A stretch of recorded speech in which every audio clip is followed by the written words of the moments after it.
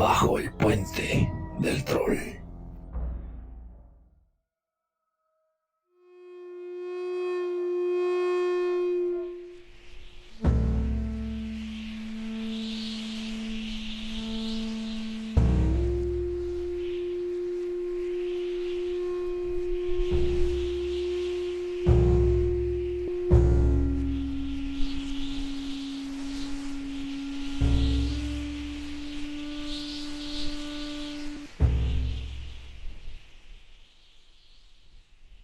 La humanidad siempre ha creído en los monstruos porque existe una necesidad del hombre de creer que el mal no proviene del hombre, que el hombre de alguna manera es poseído, domado por una fuerza sobrenatural y que no actúa de manera malvada por propia voluntad. Los dos monstruos más antiguos de la humanidad son los vampiros, los seres redivivos y los hombres lobo. Los vampiros cambiaron con el tiempo, se convirtieron en algo mucho más humano de lo que eran en sus orígenes. Y los hombres lobo quizá ganaron o perdieron algunas características que tenían distintas al inicio de sus creencias con las civilizaciones antiguas. En un par de ocasiones, específicamente con figuras aristocráticas famosas o asesinos en serie, ha habido algunos casos en los que el término vampiro ha llegado a las cortes. Esto de manera equívoca, diría yo, porque un asesino en serie no es un vampiro. Un asesino en serie, una persona que mata, que cree que es un vampiro, claramente pues no lo es. No depende de esa sangre para sobrevivir, no se quema con los rayos del sol o con espinas de rosa o con una cruz. Y la mayoría de estos supuestos vampiros que han llegado a los estrados de las casas judiciales son personas perturbadas. Lo mismo se puede decir de los hombres lobo. Y aunque nos parece un poco más extraño porque son casos mucho menos famosos, el hombre lobo es el animal sobrenatural, la bestia mística que más juicios ha tenido en el panteón de los monstruos clásicos. Por supuesto, esto como una consecuencia del pánico de las brujas.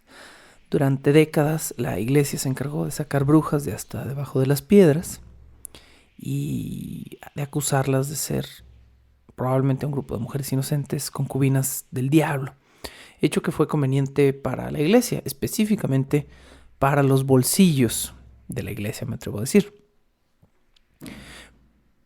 Pero los juicios de las brujas trajeron consigo una consecuencia peculiar en Europa. En el centro, norte y oriente de Europa, o tanto en el oeste, se desató un fenómeno a finales del medioevo que dejaría un extraño precedente legal en los juzgados. El Estado, no la Iglesia, no la Inquisición, el Estado comenzaría a encontrar a un montón de individuos culpables de ser hombres lobo. Entre los casos más antiguos de estas personas juzgadas y encontradas culpables del crimen de ser un hombre lobo, una bestia infernal, se encuentra particularmente el caso de Peter Stump en 1598, cuyas acusaciones legales son montar y encantar lobos para usarlos a su favor. En Estonia y Livonia, donde no imperaba la religión católica y donde el Estado era libre de juzgar fuera de una religión, ser un hombre lobo no era un sinónimo de ser un ser satánico o alguien convertido por una bruja o por la hechicería. Pero en el resto de los juicios de hombres lobos de Europa, La influencia de la religión llevó varias veces al Estado a reconocer que la brujería y el demonio eran seres reales que podían manifestarse no solo como una simple creencia que dominara a una persona, sino como verdaderas entidades capaces de transformar la carne de un hombre en algo feroz. Bienvenidos a este nuevo episodio de Bajo el Puente del Troll. Probablemente el final de esta temporada. Falta tomar la decisión porque es posible que hagamos un episodio más, porque puede que este se convierta en un episodio doble, a razón de que hay un caso en particular que quería discutir y no quedó ni mínimamente cerca de caber dentro de este episodio y tendría que tener su propio episodio. Lo voy a meditar, que en vez de 6 sean 7 episodios para esta temporada. Puede ser. Pero de momento les digo que este es o el último o el penúltimo de los episodios de esta temporada. Una de dos opciones, ya para pasar a otra cosa. ¿A qué cosa? Todavía no lo sé. Si sienten efectos dramáticos es porque alguien está tronando cohetes cerca de mi casa. No sé cómo se escuchen en el micrófono estos impactos. Bueno, no sé con qué voy a continuar específicamente porque les platico un poco de mi vida personal. En la siguiente semana comienzan algunas obras de remodelación en mi casa. Mi casa está sufriendo un poco de daño de humedad que por la zona y el tipo de construcción vieja en la que vivo, no resiste muy bien problemas de humedad y va a estar durante 2 semanas casi en reconstrucción, aparte de la casa, y pues serán semanas difíciles en las que es posible que hagamos un cambio para yo facilitarme de alguna manera la siguiente temporada. Entonces voy a buscar que de alguna manera la siguiente temporada pueda iniciar de la forma más cómoda posible, o si hacemos una expansión de esta temporada a un programa más, eso me daría 2 semanas más exactas para comenzar una nueva temporada y quizá mi situación ya esté un poco más calmada. Vamos a ver cómo evoluciona. El episodio de hoy, como ya se dieron cuenta, son los juicios de los hombres lobo. No vamos específicamente a hablar de hombres lobo en general. No es la intención de este episodio. Como ya se dieron cuenta, Halloween en primavera fue una temporada donde buscamos la realidad lo más posible. Buscamos que todos los casos que cubrimos en esta temporada estuvieran de alguna manera vinculados con seres humanos reales, de carne y hueso, que hayan hecho cosas horrendas, tan horrendas que sus casos han sido vinculados con la fantasía. Y esto es lo que sucede con los juicios de los hombres lobo. Durante muchísimos años, durante cientos de años, diversas cortes en Europa y después en Estados Unidos encontraron a hombres de carne y hueso como culpables de juicios vinculados con acusaciones de hombres lobo. Este es el episodio de hoy y con esto comenzamos. Entre 1527 y 1725, casi 200 años. Legalmente, juzgados de diversos países encontraron a 18 mujeres y 13 hombres acusados de herir o cometer crímenes en forma de hombre lobo. No es extraño que el sistema judicial en el que confiamos para protegernos en caso de una emergencia sea tan falible, esté tan roto en la historia del mismo sistema judicial, que durante 200 años haya todo tipo de cuestiones sobrenaturales involucradas y nadie cuestione este sistema, nadie diga, oigan, ¿no es increíblemente ridículo que estemos acusando a una persona de haberse convertido en un lobo para mejorar sus cosechas? No lo es. A la hoguera. Bueno, y cuando digo la hoguera, este era un veredicto común, vamos a ver, pero estoy puntualizando que la mayoría de estos casos no son casos inquisitoriales. Ojo, estos no son juicios de brujas, son una consecuencia que se corrió al sistema legal de los juicios de brujas donde en diversos países el sistema judicial acusaba legalmente a una persona de ser un lobo. Me parece totalmente surreal. ¿Por qué fluían o por qué fungían estas acusaciones de manera tan orgánica? Porque se consideraban peligrosas, se consideraba que el satanismo estaba involucrado de alguna manera en la capacidad de un ser humano para convertirse en un hombre lobo o en un lobo, y que precisamente por lo mismo estos seres, estas criaturas eran parte de un sistema que ponía en peligro a todos los habitantes de un poblado.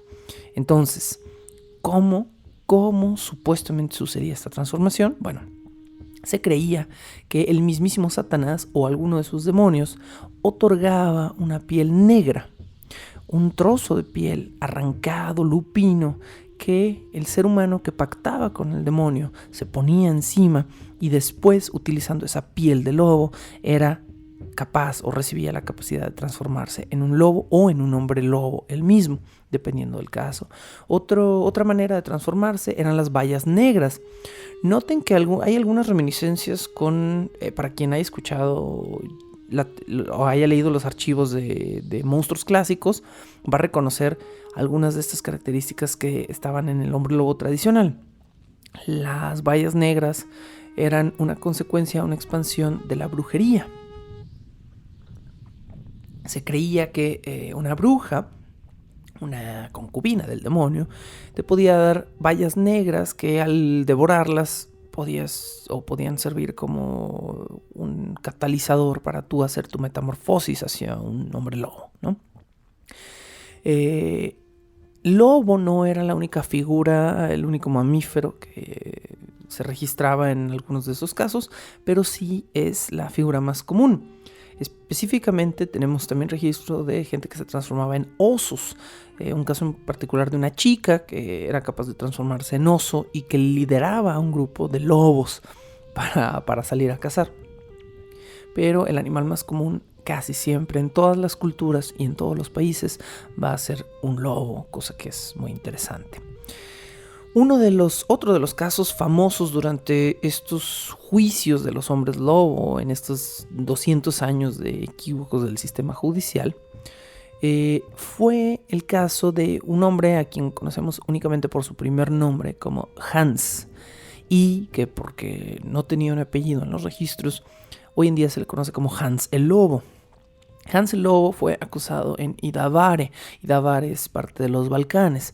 Lo acusaron a los 18 años de edad, joven, de ser un hombre lobo. Lo más extraño de este caso, que en mi opinión debía haberse tratado como una simple manía o un desorden psicológico, un desorden mental, fue que todo fluyó muy armónicamente porque Hans inmediatamente confesó los cargos. O sea, lo acusan de ser un hombre lobo y él dice, sí, por supuesto. Confiesa y declara que lleva poco más de 2 años siendo un hombre lobo al momento en el que lo arrestan, y de que había recibido su forma de bestia de un hombre vestido de negro. Esto era el lugar común, esto era la recurrencia de la gente en estos juicios. Va a ser, yo no quería hacerlo, pero un hombre vestido de negro se me acercó y me ofreció la piel del lobo, ¿no? Este es uno de los lugares comunes. Después de aceptar su piel de lobo, Hans dice haber despertado con una mordida canina en una pierna, es decir, la piel ya no estaba ahí, despertó con una herida en una pierna y después de que esa herida sanó, se le permitió durante un tiempo, durante esos 2 años, transformarse en un lobo. Hecho que al parecer se detuvo mágicamente en el momento en el que lo arrestaron, ¿no? Porque nunca más se volvió a transformar en un lobo. Bueno, durante el juicio se le preguntó a Hans si se consideraba todavía un hombre, un ser humano. Y Hans, dentro de la misma desfachatez que tuvo de haberse autodeclarado un hombre lobo, también dijo que no, que ya no se consideraba a sí mismo un hombre, que se consideraba más o se identificaba más con una bestia.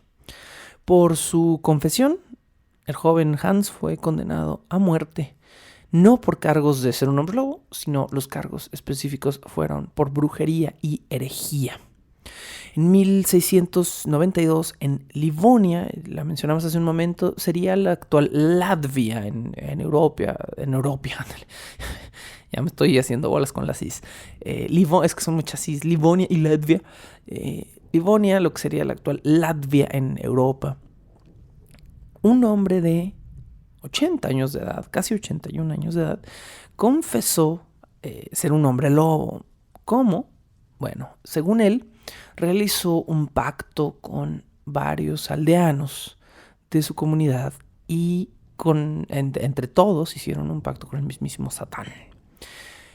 ¿Cuál fue el motivo de hacer este pacto? Estaban teniendo un año de terribles cosechas, estaban desesperados y decidieron pactar con el mismísimo Satán para asegurarse de que sus cosechas mejoraran. Para esto, la figura de Satán les pidió que formaran una manada de lobos y que cazaran sacrificios para él, y que entregándole estos sacrificios las cosechas mejorarían considerablemente. Según el testimonio de este hombre de 80 años de edad, él era capaz de cambiar de forma cerca de 3 veces al año. Afortunadamente para él, que era muy viejo, su caso no terminó ni en la horca ni en la hoguera y se le reprendió y se le azotó. Su sentencia fueron azotes, pero no lo mataron por este cargo. Menos mal, diría yo. En lo que sería hoy Países Bajos, donde los hombres estaban directamente vinculados a la brujería, donde sí se consideraban parte de la herejía, un hombre llamado Volker Dirks fue acusado con todos sus hijos, absolutamente todos sus hijos, es decir, él y toda su familia, fueron acusados de ser hombres lobo.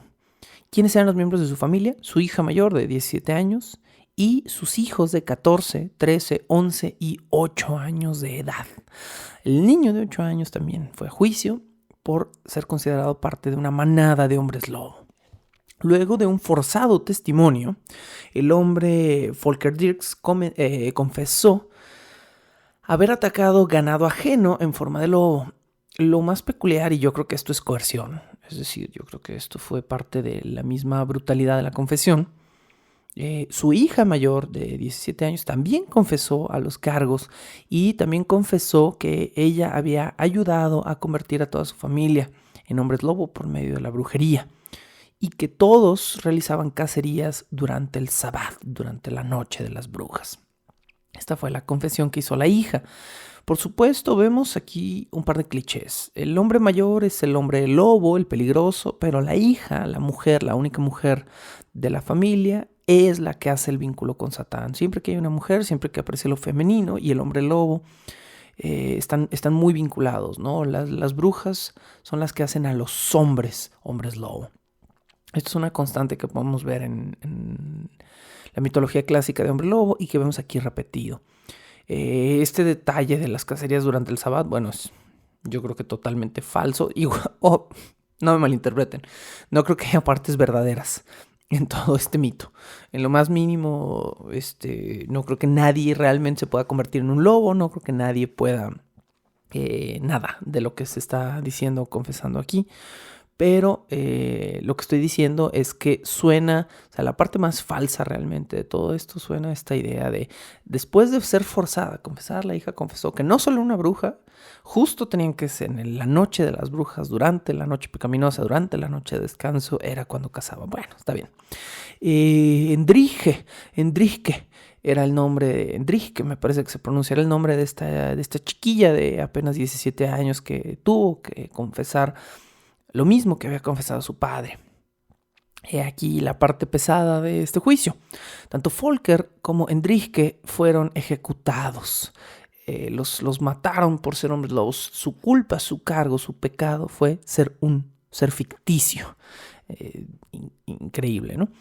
Y afortunadamente sus hermanos, los hermanos de Endrige, los hijos de Volker de 13, 14 y 11 años y 8 años de edad, 4 hijos, fueron perdonados de la horca y fueron azotados como castigo y dejados después en libertad gracias a su corta edad.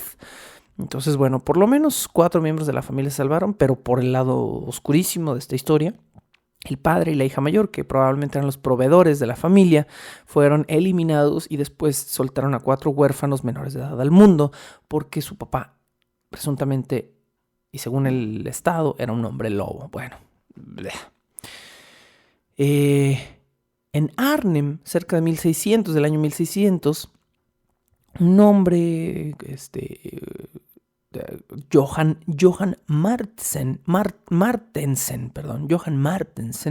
fue acusado de servir al diablo en forma de hombre lobo.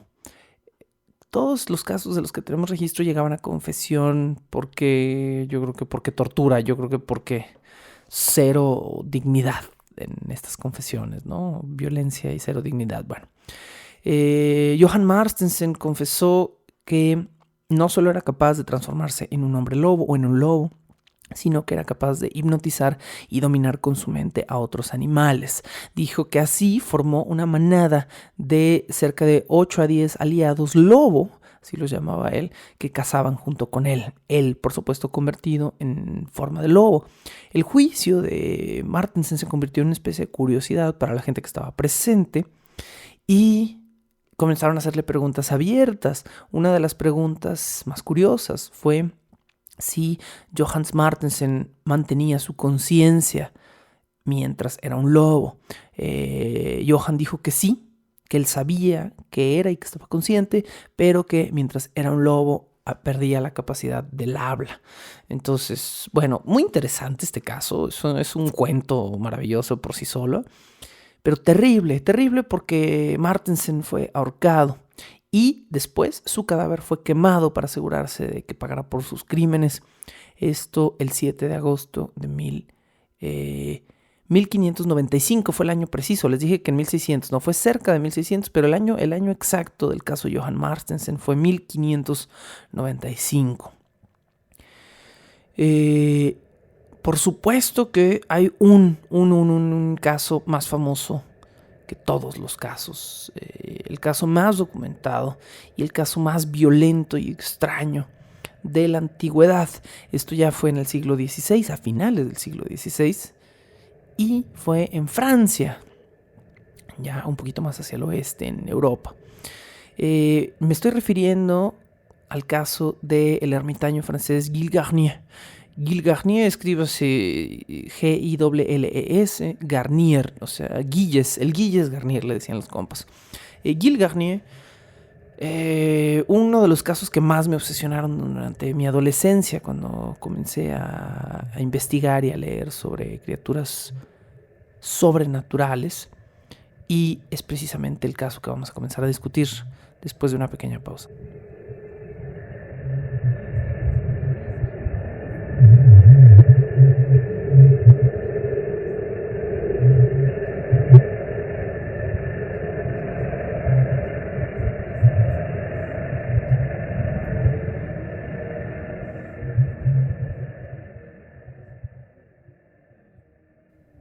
El caso del ermitaño francés Gilles Garnier es hasta la fecha uno de los casos de comillas hombres lobo legalmente juzgados más documentados del mundo. Por supuesto que también estamos hablando de personas que se convirtieron en muchos de estos casos en asesinos en serie. El caso de Gilles Garnier es uno de ellos, como pasa con los vampiros famosos, el vampiro de Düsseldorf, el mismo Vlad Tepes, la condesa sangrienta. Son casos de asesinos en serie que de una manera negativa y morbosa glorificamos, atañándoles características sobrenaturales, pero son seres humanos que son asesinos. Gilles Garnier, el mote que se le da a él es el lobo de Dole, y es un hombre que asesinó a varias personas, específicamente niños pequeños, y que canibalizó su carne. Por eso se le llama un hombre lobo. A diferencia de muchos de los otros juicios de hombres lobo, este fue un juicio hecho y derecho para castigar a un asesino. En la mayoría de los otros casos, probablemente estos campesinos que estaban confesando por coerción y violencia a cargos totalmente ridículos no eran una amenaza para su sociedad o para sus pares. Gilles Garnier sí lo era. Garnier fue casi toda su vida un hombre recluso, un solitario, un tipo que se valía por sí mismo, vivía con el mínimo de recursos al borde de la sociedad, cazaba su propia comida, tenía su propia madera que juntaba en su propio bosque, tenía una choza y hasta ahí. Los problemas, parece, comenzaron cuando Gilles Garnier decide casarse. Se casa con una mujer de la cual yo no tengo registro de su nombre en este momento. Estoy casi seguro que hay versiones más extensas, más noveladas del mito que le dan algún nombre a esta mujer.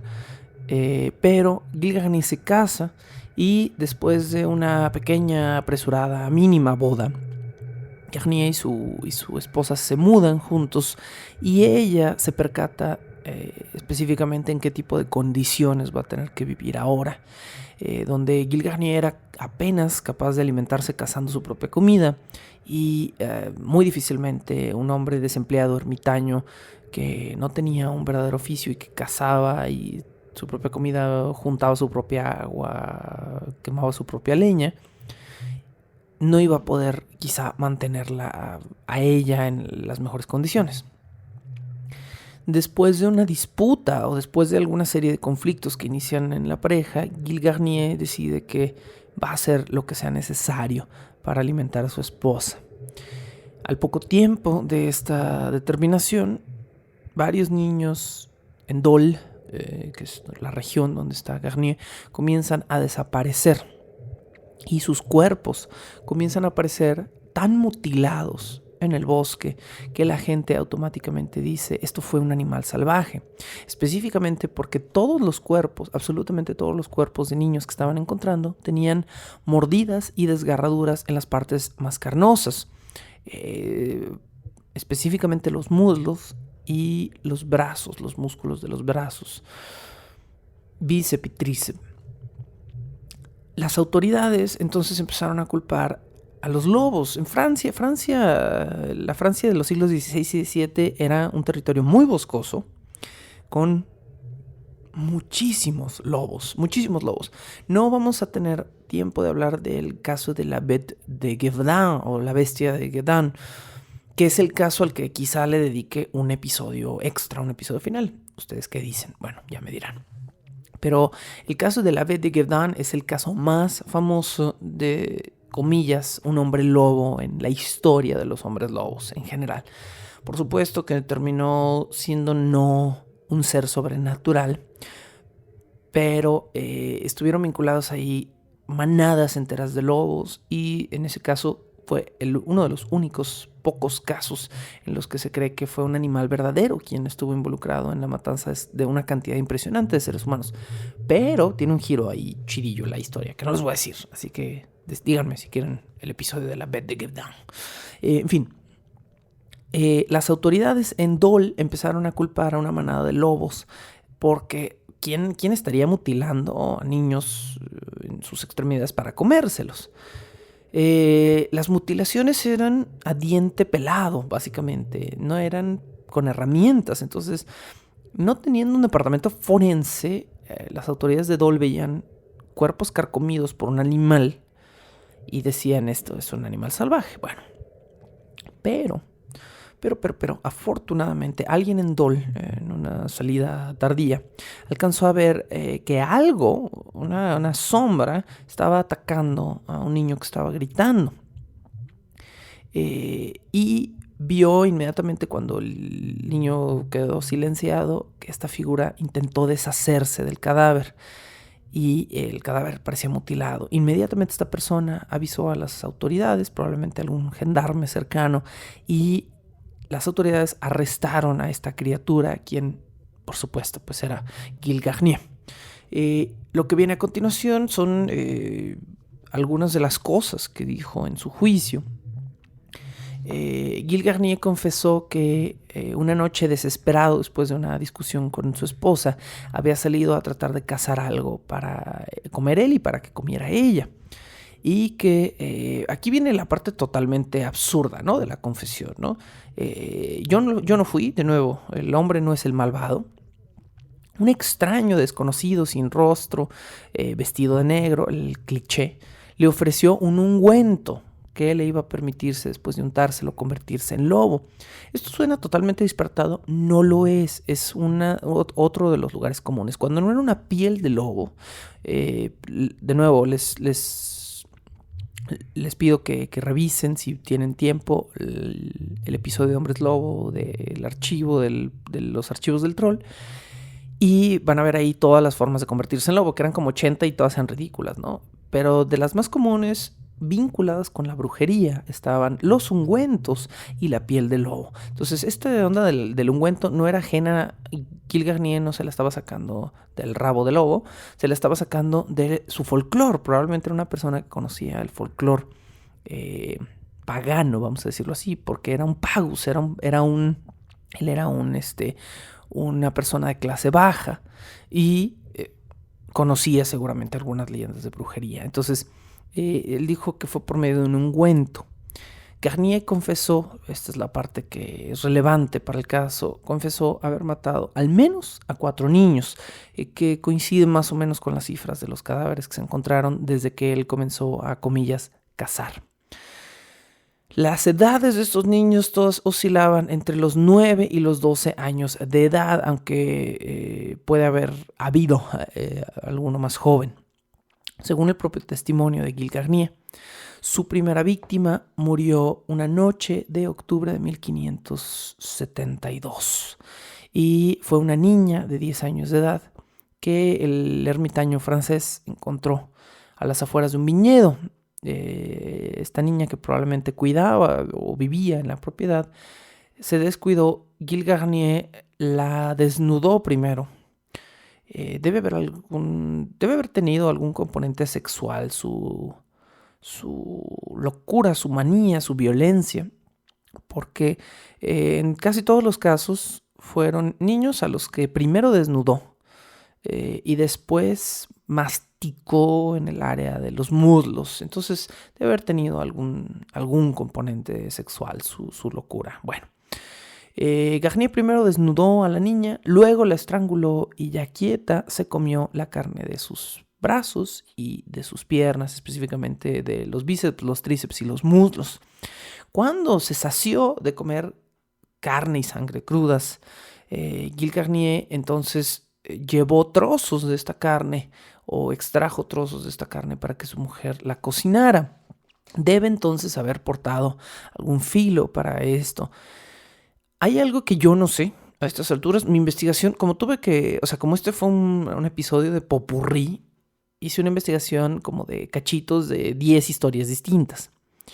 Entonces no pude ahondar profundamente. Existe un libro disponible en ebook en Amazon US que habla de Gil Garnier, me parece. Hay otro que habla de la Bête de Gavdan, etc. Pero específicamente en el caso de Garnier, no sé, yo personalmente no sé si su esposa en algún momento lo supo, si supo o sospechó que estaba comiendo carne humana, que no debe verse como ninguna otra carne de ningún otro animal. Específicamente si la tomas de un cadáver sangrante de alguien a quien desgarraste con los dientes, debe verse peculiar esa carne. Entonces yo no tengo registro o idea de si la esposa de Gil Garnier sabía que estaba devorando niños. Pero bueno, sabemos que debió haberle llevado carne y ella debió haberla consumido, eso sí lo sabemos. Semanas más tarde de esto, Gil Garnier describe un segundo ataque a otra niña. Sabemos que al menos 4 de estos niños murieron, pero que atacó más. Y este fue uno de los episodios en los que no logró su cometido directamente. Atacó a otra niña y dice que se le abalanzó y la mordió y la arañó. Su método era totalmente animal, como podemos ver. Pero que en el caos y la violencia alguien los descubrió y Gil Garnier huyó, dejando a la niña en este ataque. La niña no supo qué le había sucedido y sus heridas fueron tan graves que murió un par de días más tarde. Así que, aunque no la mató en ese momento, murió la niña de sus heridas. El mismo invierno, o el invierno de ese mismo año, atacó a un niño de 10 años, a quien sí logró matar, la tercera víctima. y fue su víctima más brutal. Su brutalidad estaba de alguna manera escalando. A este niño le separó por completo una pierna completa del cuerpo y se llevó el muslo para consumirlo después. Y finalmente la cuarta víctima fue un niño, un chico, a quien de nuevo su violencia estaba escalando. Se comió, pero esta vez le arrancó a pedazos el abdomen. Y dicen los registros que el cadáver estaba básicamente partido en dos. Y finalmente hay una última víctima, una quinta víctima, no sé, que fue una niña, de quien dice tomó la mayoría de la carne para alimentar a su esposa. El caso de Gilles Garnier tiene varias cosas extrañas y horripilantes. No solo me refiero a la descripción que acabo de dar, por ejemplo, de las víctimas, sino es muy extraño, pero fue uno de los pocos casos que no tuvieron veredictos de herejía, que no estuvieron vinculados en lo más mínimo con la iglesia, pero que sentenciaron a la hoguera a su víctima. Gilles Garnier fue sentenciado a ser quemado vivo. Y dicho veredicto no fue emitido lo repito, por una corte inquisitorial, sino por el Poder Judicial Estatal de Dole, ¿no? Entonces, es muy peculiar este veredicto, ser quemado en la hoguera, en un juicio legal, donde además el juicio quiso ser primero remitido a la Inquisición, pero la Inquisición se negó a revisar el caso, diciendo que era el caso de un asesino que estaba bañado en superstición, no sé hablar, en superstición. Quise decir superchería y luego me fui a superstición y terminó un chilaquil. No, en superstición. Y qué extraño, ¿no? Qué extraño que la Inquisición fuera tan dada a brincar encima de cualquier cosa que pareciera remotamente sobrenatural. Y de repente con un caso como el de Gilles Garnier dice, no, eso no nos concierne en lo más mínimo, ¿no? Bueno. No sé, solo me parece una curiosidad. Gilles Garnier, su caso es tan famoso no solo porque fue el único hombre lobo que verdaderamente representaba una amenaza. Uno no era un hombre lobo, ¿no? Era un asesino, pero fue el único asesino probablemente en estos juicios que verdaderamente representaba una amenaza para la gente. Pero el caso de Garnier también llama la atención porque la brutalidad de sus asesinatos y la forma en que lo llegaron a encontrar sobre sus víctimas hacía realmente creer a la gente que este era un ser salvaje, no podía ser un hombre común y corriente, tenía que ser este hombre probablemente barbado, que es como lo ilustran en algunas ilustraciones que son alusivas a su caso. Este hombre, pensaba la gente, tenía que ser un loup-garou. Un loup-garou es un término que se utiliza muy a menudo como sinónimo de hombre lobo, un loup-garou, pero que si vamos al término literal, a lo que literalmente significa, es un hombre que cambia en forma de lobo. Y esto nos lleva al tema de los cambiapieles. Los cambiapieles eran seres bípedos en distintas mitologías que tenían rasgos animales. Estos rasgos podían ser los de un oso, los de un tigre, los de un perro, los de cualquier animal feroz o depredador que se pudiera mezclar con la figura de un ser humano. Y el concepto de cambiapieles se va a recorrer de Europa a América, empieza a invadir suelo americano. Específicamente, estos mitos de los cambiapieles nacen cuando Europa llega a América. Francia e Inglaterra toman colonia en el norte y comienzan a chocar contra las culturas indio-norteamericanas. Específicamente fueron los navajo quienes tenían el mito de un cambiapieles que después se va a ir convirtiendo en el mito del Wendigo, y hablaremos de todo esto. ¿Pero qué era un cambiapieles o un cambiaformas? Era, según la mitología navajo, un brujo malvado que tenía la cualidad de convertirse en maitzo. Maitzo, una palabra separada por un guión, itzo, ITSO. Un maitzo era un lobo, pero era un lobo sobrenatural, era un lobo malvado de alguna manera. Entonces, cuando Francia e Inglaterra conquistan América, eventualmente los franceses no les fue muy bien, se quedaron en una sección chiquita de Canadá, pero todo el resto pues fue conquistado por ingleses y por supuesto españoles más al sur. Comienzan a mezclarse los mitos del hombre lobo, el loup-garou, con el mito del cambiapieles, que eventualmente tiene su propio término en inglés, que es skinwalker. Skinwalker, el que camina en la piel ajena, alguien que camina en una piel ajena, un término interesante, ¿no? Que da una imagen fuerte. Muchos de los testimonios que están vinculados a los cambiapieles son leyendas populares mucho más modernas, y específicamente estamos ya comenzando a avanzar del pasado, de los siglos XV, XVI, XVII, a una mitología mucho más moderna con los skinwalkers. Específicamente los indios navajo de la región de Arizona, cerca de la cuenca de Uinta, esto es Colorado. Tienen varias leyendas, y aquí les platico una antes de que nos vayamos a otra pequeña pausa.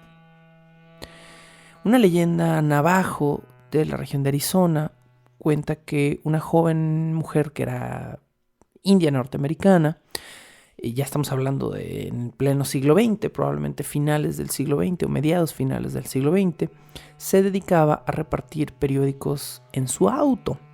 Este era un trabajo extra que la mujer había tenido que tomar para mantener a su hijo. Era una madre joven, soltera, que recientemente había parido a su hijo, y aceptó este trabajo de repartir periódicos muy temprano por la mañana, durante las horas de la madrugada, para tener un poco de dinero extra. Pero como madre joven, soltera, que no tenía mucha familia que le ayudara, esto también implicaba sacar desde muy temprano en la madrugada a su bebé a la calle, arroparlo bien y ponerlo en el asiento trasero de su carro para seguir con su rutina matutina.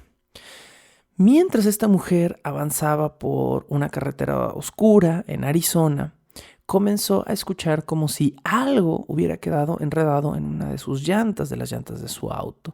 Algo estaba chocando o raspando constantemente contra la puerta del copiloto.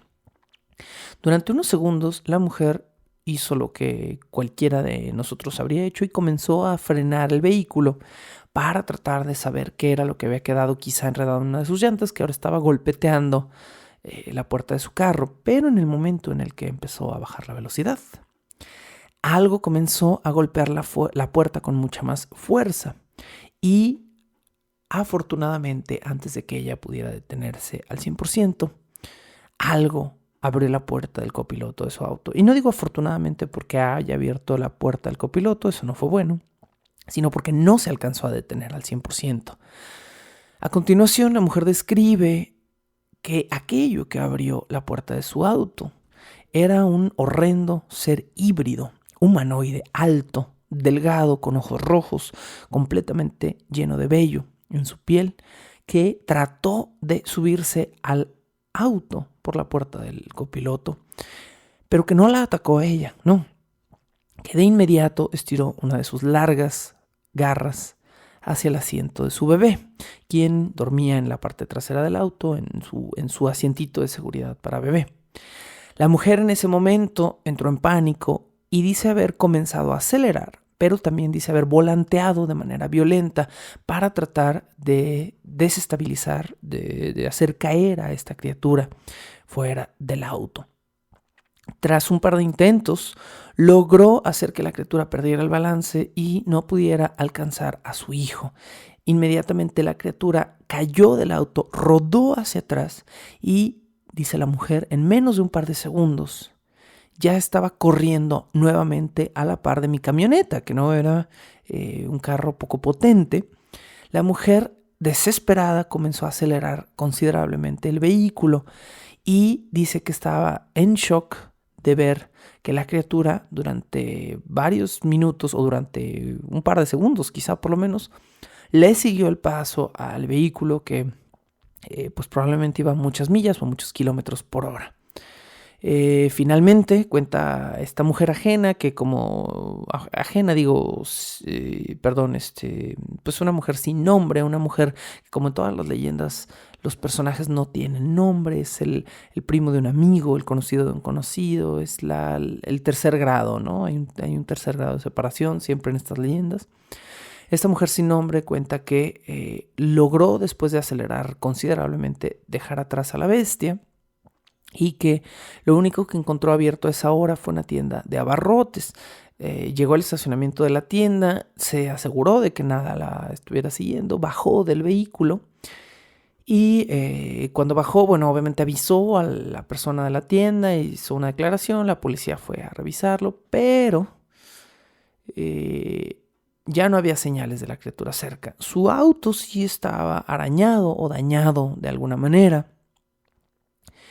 Y dejó un detalle, el último detalle escabroso, interesante de esta historia, justo para el final. Dice la mujer en su declaración final que lo que más le llamó la atención de esta bestia no fue su tamaño, su fuerza, su velocidad o su bestialidad en sí, sino el hecho de que la criatura, mal ajustada, pero estaba, según ella, vistiendo ropas humanas. No sobra decir que, como en toda leyenda urbana moderna, no hay registros policíacos, no hay reportes del hecho, no hay nombre para la mujer. Pero esta escabrosa leyenda se queda un poquito con uno y hace temblar un poco la piel. Vamos a una pequeña pausa musical y terminamos nuestro tema del día de hoy.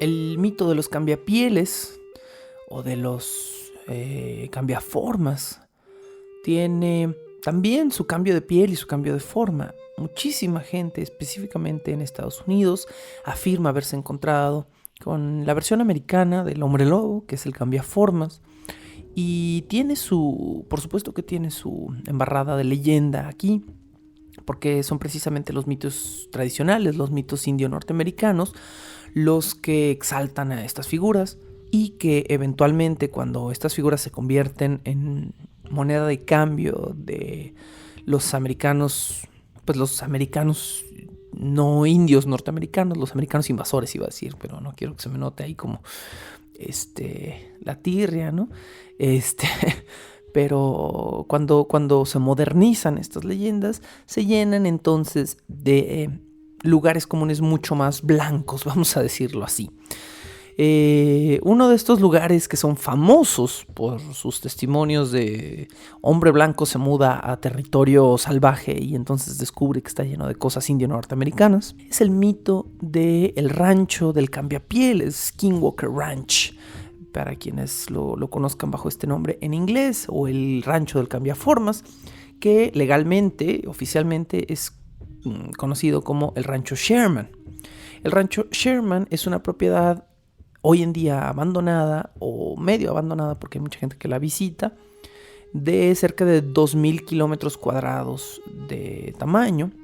Se encuentra al sureste de Ballard, en Utah, y cobró popularidad no por hombres lobo, no por cambiaformas, sino porque, y esto es lo que lo hace todavía más American el asunto, se popularizó porque se convirtió en uno de los sitios con más avistamientos alienígenas de todo el continente americano. Sí, es un lugar que mezcla mitos de fantasmas, magnetismo, hombres lobo y aliens, because aliens.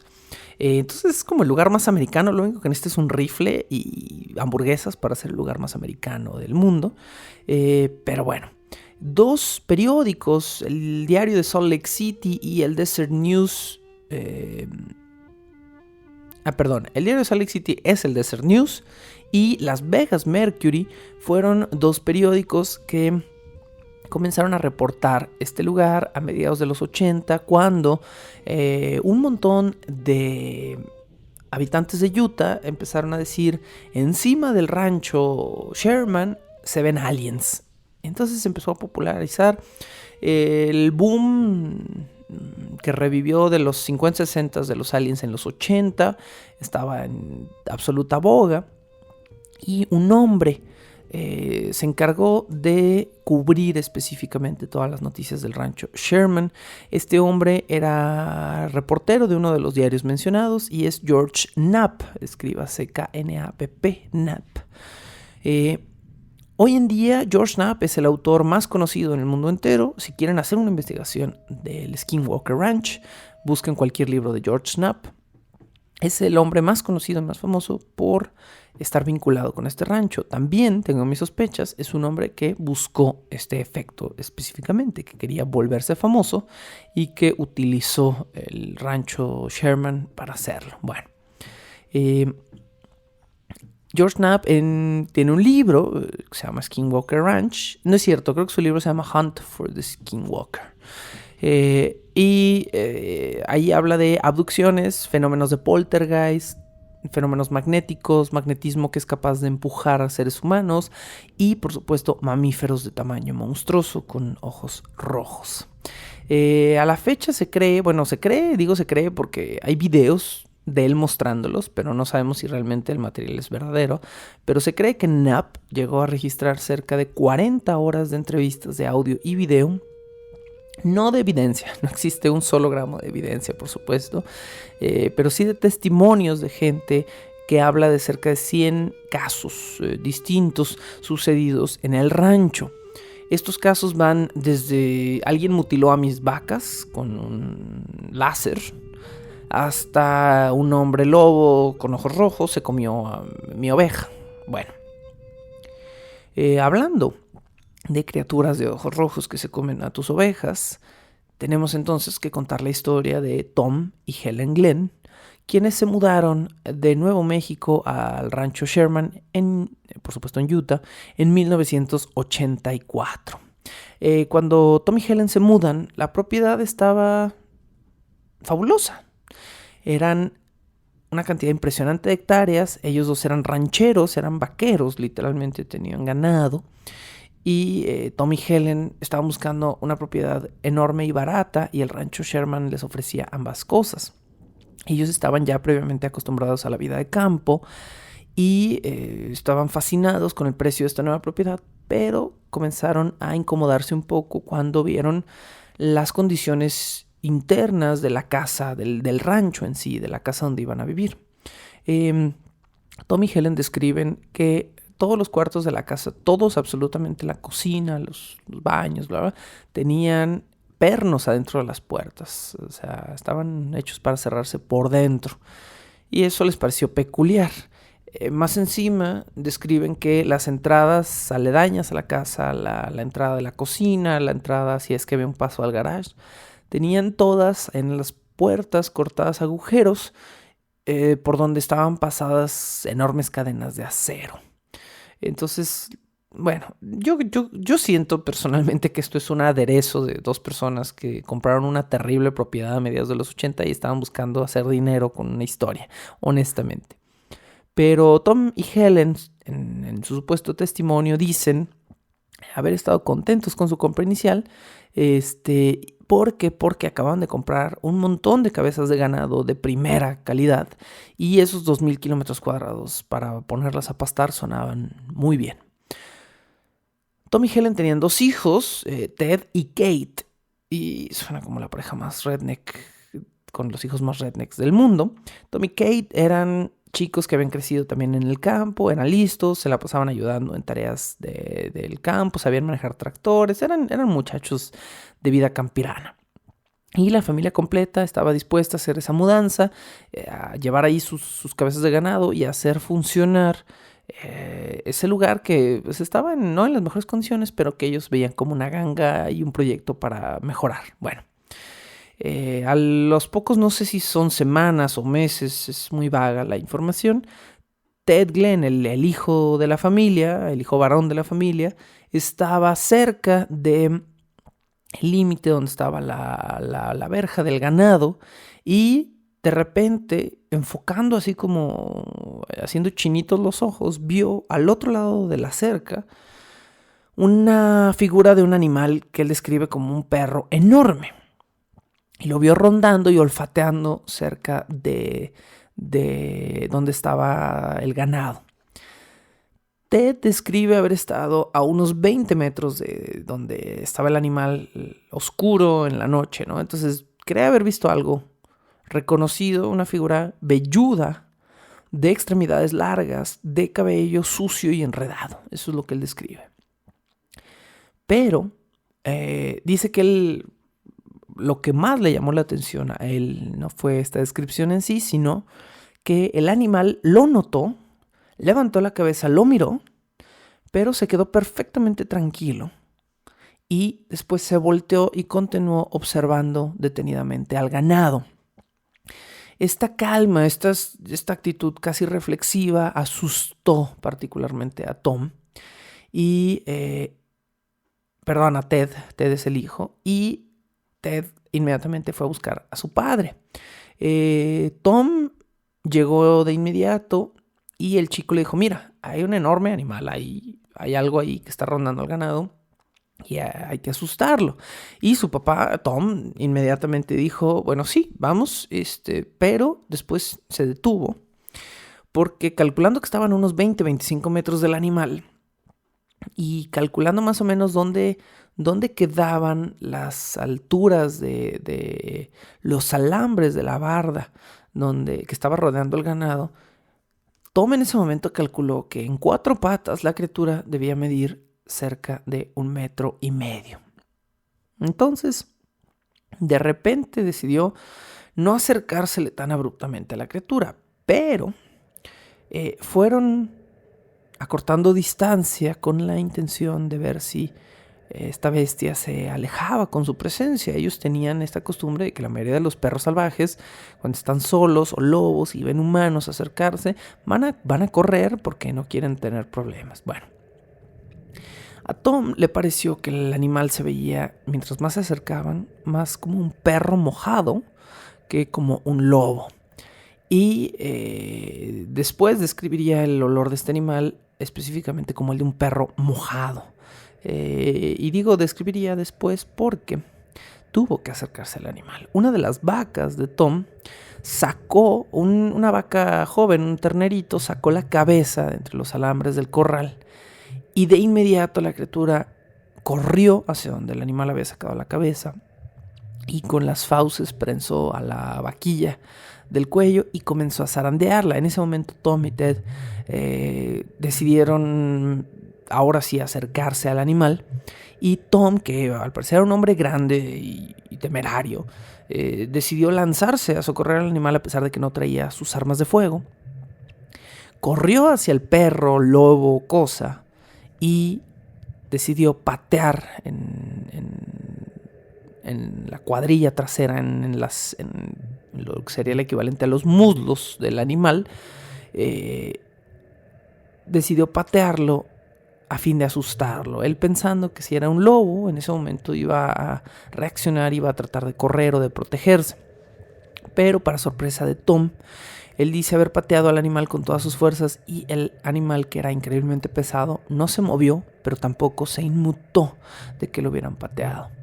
Ted, el hijo de Tom, encontró un bate recargado cerca de uno de los pilares de la barda del perímetro de las vacas y se lo dio a su padre. Su padre dice haber golpeado al animal varias veces con el bate de madera y nuevamente la criatura no solo no se inmutó, no resentía o no parecía resentir los golpes que el granjero le daba. Finalmente se alejaron unos pasos y Tom le dijo a su hijo que corriera a su camioneta por su pistola. Al parecer Tom tenía en su camioneta un arma que yo diría no era ningún juguetito. Una Magnum 357, un revólver de calibre pesado, por decirlo menos, ¿no? Tom dice haber tomado su revólver y disparado a la criatura a quemarropa varias veces. Dice que en el tercer disparo vio la piel de la criatura donde estaba apuntando reventar, pero que no la vio sangrar en ningún momento a la criatura. Y dice haber vaciado el contenido completo de su Magnum en el cuerpo del animal. El animal soportó las descargas tambaleando muy poco y de repente soltó a la vaquilla, miró directamente a Tom y sin chillar o emitir ningún sonido, se volteó y comenzó a caminar lentamente lejos de donde estaba la vaquilla. En ese momento, Ted, quien había regresado a la camioneta, volvió junto a Tom con un rifle. Según esta leyenda, fue un rifle Springfield 3006. Investigando un poco, el Springfield 3006 es un arma vieja, es un arma creada en 1906 en Estados Unidos, pero es un arma de un tipo de calibre que hoy se utiliza para matar alces. Esa parece ser la actividad favorita con el Springfield 3006 o 3006. Bueno, estamos hablando de un arma que a un ser humano lo tiraría al piso de un solo tiro. Entonces Tom dice haber tomado su rifle y haberle disparado a la criatura una vez. La criatura volvió a recular, digo, ya de por sí ya se estaba yendo, pero volvió a tambalear un poco, pero nuevamente no emitió ningún sonido y comenzó a desaparecer en el borde de los árboles que estaban en la propiedad. Tom y Ted Glenn decidieron perseguir a la bestia a pie porque se había metido entre los árboles, no había manera de que metieran ahí su camioneta, pero luego de varios minutos en la oscuridad, en pánico, no pudieron continuar muy lejos. Al día siguiente rastrearon las huellas de la criatura. Y estas huellas enormes, lupinas, que ellos describen en 1984, la época donde al parecer nadie tenía una cámara de fotografías, porque hubiera sido muy interesante verlas, pero describen estas huellas como continuando por entre los árboles hasta un lodazal. Y en el lodazal, de repente, justo a la mitad del lodo, las huellas desaparecían. Esta es la leyenda del cambiapieles, o una de las leyendas de un cambiapieles moderno, americano, mucho más, una de las más famosas porque está vinculado al famoso rancho Skinwalker o al famoso rancho Sherman, el centro de las actividades sobrenaturales de todo Utah.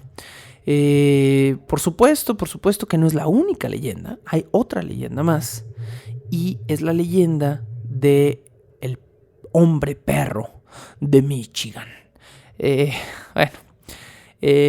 Vamos a decir un par de peculiaridades de esta leyenda y esto que nos sirva como cierre, porque es muy extraño lo que pasó con el hombre perro de Michigan, pero nos deja muy en claro algo que ya deberíamos saber. El hombre perro de Michigan es una criatura de un folclore un poquito dudoso. Se dice que fue vista por primera vez en Oxford County, no sé dónde sea eso, en 1887. Bueno, se dice que mide 2 metros de alto, tiene los ojos color azul vivo, tiene una cabeza de perro y el resto de su torso, aunque velludo, es un torso de un ser humano. Como si pensáramos en un minotauro, pero mitad perro, mitad humano, en vez de mitad toro.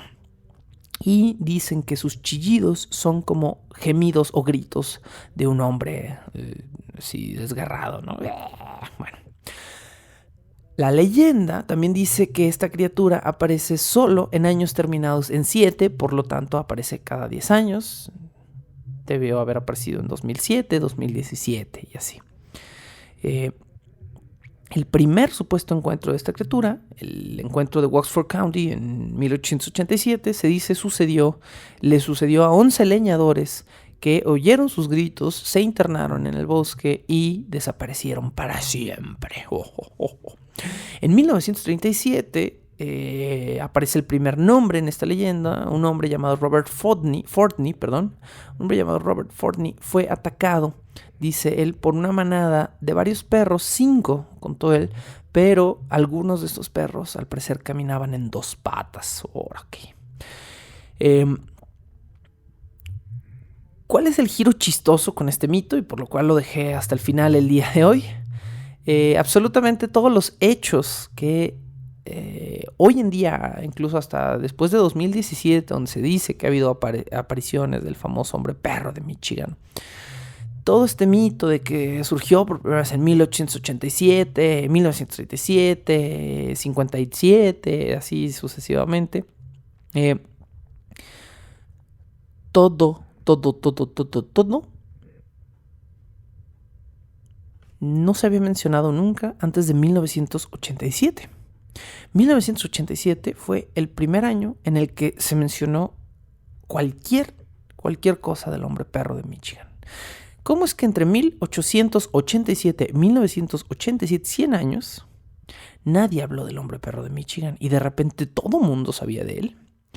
Bueno, pues les platico una historia.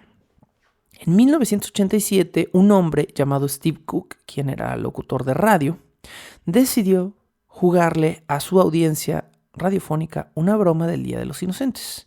Y para April's Fools, o el 1 de abril, que es el Día de los Inocentes en Estados Unidos, decidió componer una canción que se supone era una vieja canción de una leyenda que hablaba del hombre perro de Michigan. Esta tonta, estúpida leyenda sin sentido fue creada totalmente por Steve Cook. Steve Cook ha dado declaraciones numerosas veces de que toda la letra la inventó él y de que son puras tonterías.